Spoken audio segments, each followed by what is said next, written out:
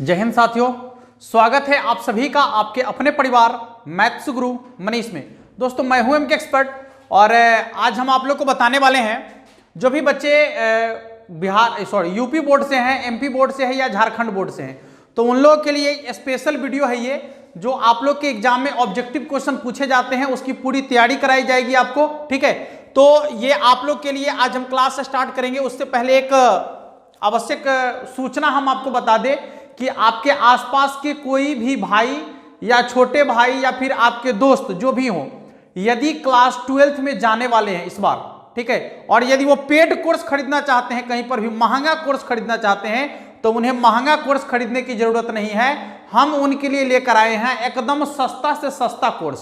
ठीक है, देख लीजिएगा, क्लास 12th के लिए फी है मात्र 599 रुपया, जिसमें पूरी की पूरी तैयारी कराई जाएगी उनको। और क्लास 10th के लिए जो फी है वो 299 रुपया रखा गया है। ठीक है, अब इसका जो प्रोसेस है वो क्या हो समझ लीजिएगा।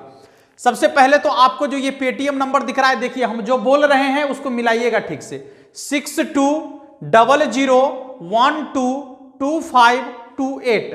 ठीक है, हाँ 6200122528 ये पेटीएम नंबर है हमारा। इस पर आपको पेमेंट कर देना है। पेमेंट करने के बाद जो सक्सेस होता है पेमेंट, उसका स्क्रीनशॉट खींचकर और आपको इस नंबर पर व्हाट्सएप पर जो है 7631838484 इस नंबर पर हमें आपको व्हाट्सएप कर देना है। आपको लिंक मिलना शुरू हो जाएगा और ये बैच बहुत जल्द ही शुरू होने वाला है, इसलिए आप लोग जल्दी से जल्दी जो भी बच्चे जुड़ना चाहते हैं पेड क्लास में आराम से ज्वाइन कर सकते हैं। और क्लास 10 के बच्चों के लिए एक न्यू चैनल बना है, जिसमें उनको जो है ऑब्जेक्टिव क्वेश्चन और सब्जेक्टिव क्वेश्चन पढ़ाया जाएगा एग्जाम के लिए, जो भी यूपी बोर्ड से हो, बिहार बोर्ड से हो, झारखंड बोर्ड से हो या एमपी बोर्ड से हो। ठीक है, सबके लिए है, जिसका लिंक डिस्क्रिप्शन में दिया गया है। नीचे जाकर उस चैनल पर विजिट कर सकते हैं आप और वहां से जो है अपने छोटे भाई बहन को इसकी जानकारी दे सकते हैं और आसानी से जो है वो ऑब्जेक्टिव क्लास को कर सकते हैं या सब्जेक्टिव, कुल मिलाकर कहीं की पूरी तैयारी कराई जाएगी उनको। ठीक है, तो चलिए अब हम लोग देखते हैं कि ये जो आपका अगला प्रोसेस होगा, ध्यान दीजिएगा। इससे पहले हम आपको कुछ वीडियो दे दिए हैं इनवर्स का, और उससे आगे का वीडियो ये है। और यदि आप और भी इसका क्वेश्चन वगैरह देखना चाहते हैं, ठीक है, तो उस वीडियो का लिंक भी डिस्क्रिप्शन में दिया गया है, जाकर आप क्वेश्चन देख सकते हैं, वहां से क्वेश्चन को बनाना कैसे है। और भी क्वेश्चन हम आप लोग के लिए लेकर आएंगे। ऐसे एक बार प्रैक्टिस करना चाहते हैं तो क्वेश्चन को जाकर देख सकते हैं आप, उसका लिंक डिस्क्रिप्शन में दे दिया गया है।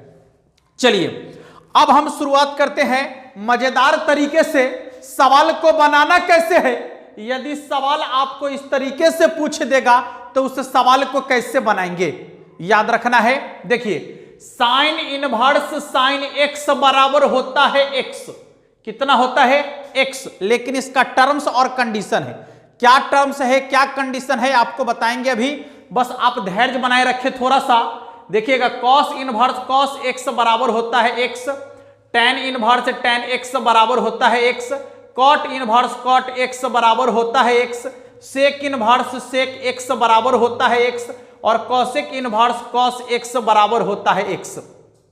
लेकिन टर्म्स कंडीशन शर्त ये लागू होता है कि यहां पर ये जो साइन का मान है ये -π/2 से π/2 तक होना चाहिए। ठीक है, यानी यह अपने सीमा में होना चाहिए, तब जाकर ऐसा होगा। और इसका सीमा का मान यदि आपको नहीं मालूम है तो एक बार यहां पर आपको दिखाया जा रहा है कि साइन इनवर्स का रेंज क्या है, उसका डोमेन क्या है, फिर कॉस का, टेन का, सेक का, कॉसेक का, सबका यहां पर रेंज और डोमेन दिखाया जा रहा है। यदि अपने रेंज में रहेगा तब ये आपका साइन इनवर्स से साइन कैंसिल हो गया, एक्स इसका आंसर होगा।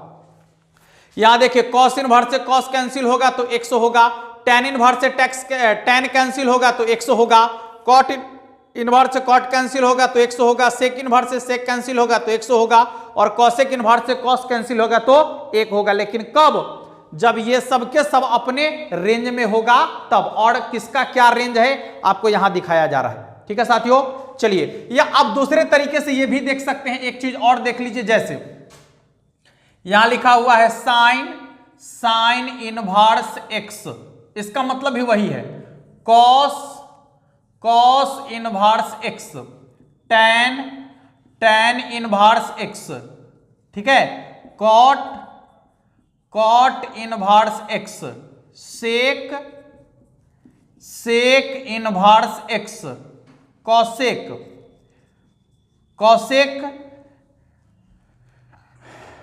फिर cosec inverse x.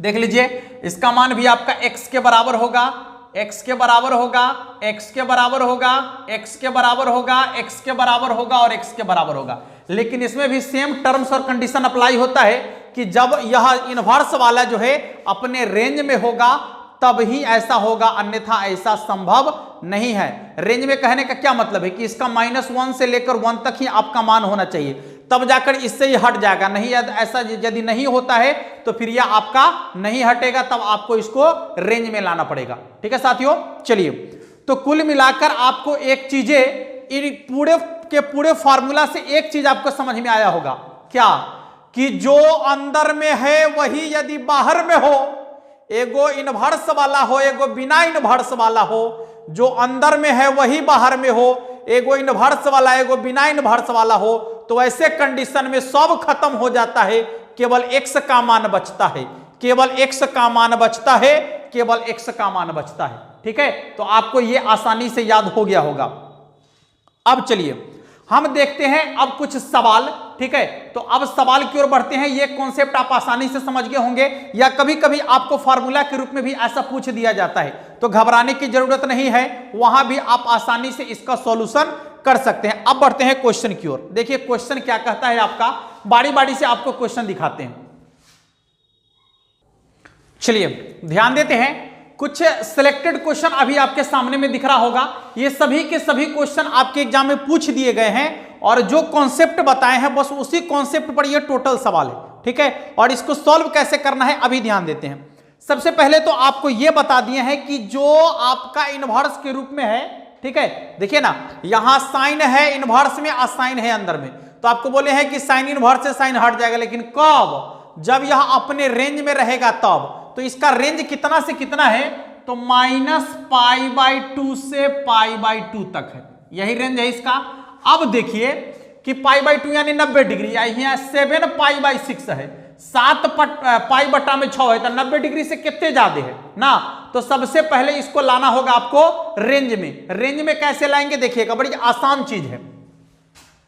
Sine inverse, ध्यान दीजिएगा, साइन यहां 7π/6 है ना, तो इसको कैसे लिखेंगे देखिए, आप भी आसानी से लिख सकते हैं, पाई प्लस π/6 लिख सकते हैं, पाई प्लस π/6। देखिए ना 6π प्लस पाई यानी 6π 1π 7π/6। यदि वैसे आपको नहीं समझ में आ रहा है तो ऐसे समझ में आएगा, 6 है 7 है, भाग दे दीजिए, अंक वाला को भाग दे दीजिए, एक मर्तबे भाग लग गया तो कितना हो जाएगा, 6 शेष बच गया आपका। एक पूर्णांक के रूप में लिखेंगे तो कितना लिखेंगे, 1 + 1/6 लिखेंगे ना, 1 + 1/6, यहां पर पाई लगा दीजिए, आपका बन गया काम। ठीक है, आसानी से काम बन गया आपका। देखिएगा तो ये हो गया आपका sine inverse sine pi plus π/6, तृतीय चतुर्थांश में है ना, तो तृतीय चतुर्थांश में जो है इसको माइनस में रखा जाता है।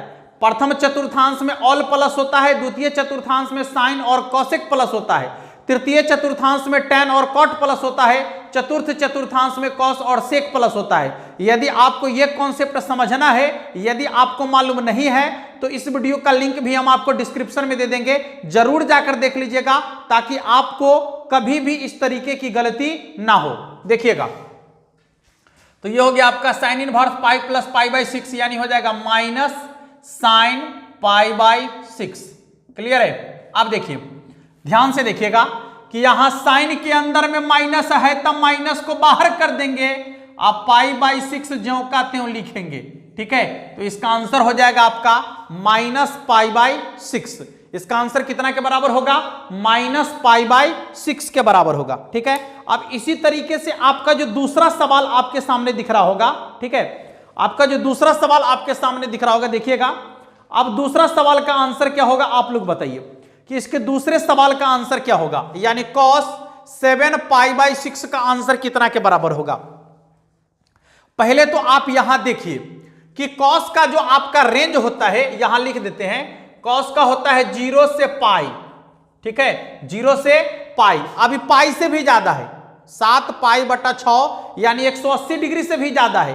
तो इसको रेंज में लाने के लिए फिर वही कार्य आपको करना होगा, कॉस इनवर्स, ध्यान दीजिएगा इधर, cos inverse cos pi plus pi by 6, pi plus pi by 6, ध्यान दीजिएगा इधर, पाई प्लस पाई बाई 6। इसके बाद ये भी द्वितीय चतुर्थांश में गया, तो द्वितीय में तो साइन और कॉस से, सॉरी तृतीय चतुर्थांश में गया तो वहां आपको tan और cot को प्लस में रखना है, तो ये तो आपका माइनस में चला जाएगा ना। हाँ, तो इसके लिए हो जाएगा आपका cos inverse minus cos pi by 6। ध्यान दीजिएगा, बताए हैं आपको कि यदि साइन में माइनस रहेगा तो माइनस बाहर आएगा, tan में माइनस रहेगा तो माइनस बाहर आएगा, कोसेक में माइनस रहेगा तो माइनस बाहर आ जाएगा। लेकिन यदि माइनस कॉस में लग जाए, सेक में लग जाए, कॉट में लग जाए, तो माइनस हटाने के लिए आपको पाई में से घटाना पड़ेगा। कितना? जो मान है उतना, यानी पाई बाई 6 घटाना होगा। 6 पाई में से पाई घट गया, कितना हो जाएगा? 5 पाई बाई 6। कितना हो जाएगा? 5 पाई बाई 6। चलिए अगले सवाल को देखते हैं। यहां देखिए आपका sine inverse sign 2 pi by 3 है, ये भी आपका 90 डिग्री से ज्यादा है, तो इसको भी सबसे पहले रेंज में लाना पड़ेगा आपको। साइन इनवर्स साइन, इसको क्या लिख सकते हैं? देखिए तो pi minus pi by 3, pi minus pi by 3 द्वितीय चतुर्थांश में है, तो द्वितीय में तो साइन और कॉसेक को प्लस में रखा जाता है ना, इसलिए इसका हो जाएगा आपका sine inverse sine pi by 3। अब देखिए ये अपने रेंज में आ गया, माइनस पाई बाई 2 से पाई बाई 2 के बीच में आ गया, तो साइन इनवर्स से साइन कैंसिल हो गया, यानी इसका आंसर हो जाएगा पाई बाई 3 के बराबर। ठीक है, इसका आंसर हो जाएगा पाई बाई 3 के बराबर। अब यहां आइए, इस तरीके के सवाल को कैसे बनाएंगे, ध्यान दीजिएगा। देखिए साइन है और कॉट इनवर्स एक्स है, तब बाहर में साइन है तो अंदर में भी साइन चाहिए, बाहर में साइन है तो अंदर में भी साइन चाहिए। इस तरीके का सवाल आपको एक यहां देखने को मिल रहा है और एक सवाल यहां देखने को मिल रहा है, तो तीनों में से किसी एक सवाल को हम बना देते हैं, बाकी 2 सवाल आप लोग के लिए छोड़ेंगे। हम ऐसा करते हैं, यहां जगह नहीं है, यहीं पर वाला सवाल को बना देते हैं। जैसे मान लीजिए कि इसी सवाल को हम बना देते हैं। ठीक है, पहले समझिएगा ठीक तरीके से कि करना क्या है आपको। जो बाहर में रहेगा वही अंदर में लाना है, जो बाहर में रहेगा वही अंदर में लाना है। तब बाहर में tan है तो अंदर में भी tan चाहिए। देखिए कैसे आएगा tan। पहले तो आप cos इनवर्स x बराबर मान लीजिए y, तो x बराबर हो जाएगा cos y। ठीक है, इसके बट्टा में कुछ नहीं है तो 1 cos थीटा बराबर होता है आधार बट्टा में कर्ण ना, cos थीटा बराबर क्या होता है? आधार बट्टा में कर्ण। अब बाहर में tan है तो हमको चाहिए tan, यानी हो जाएगा आपका tan y बराबर tan थीटा बराबर होता है लंब बट्टा में आधार, लंब बट्टा में आधार। लंब को l से डिनोट कर रहे हैं ताकि आपको कोई डाउट ना हो, एकदम क्लियर हो जाए। ठीक है, तो लंब बराबर होता है रूट अंडर क्या होता है? कर्ण स्क्वायर माइनस आधार स्क्वायर। कर्ण के जगह पर है 1, आधार के जगह पर है x, यानी हो जाएगा 1 माइनस एक्स स्क्वायर। अब बट्टा में क्या आएगा? आधार, आधार के जगह पर है आपका x, तो यहां आ जाएगा आपका x। ठीक है, अब ध्यान दीजिएगा, यानी y बराबर हो गया आपका tan इनवर्स कितना? Root under 1 minus x square बट्टा में x। ठीक है, अब देखिए जहां पर आप देख रहे थे cos इनवर्स x, वहां पर आ गया tan inverse root under 1 minus x square बट्टा में क्या? x। तो जब आपका बाहर में tan है अंदर में भी tan आ गया, तो tan से tan खत्म, तो बच गया कथी? बच गया आपका इतना के बराबर में क्या? Root under 1 minus x square बटा में क्या?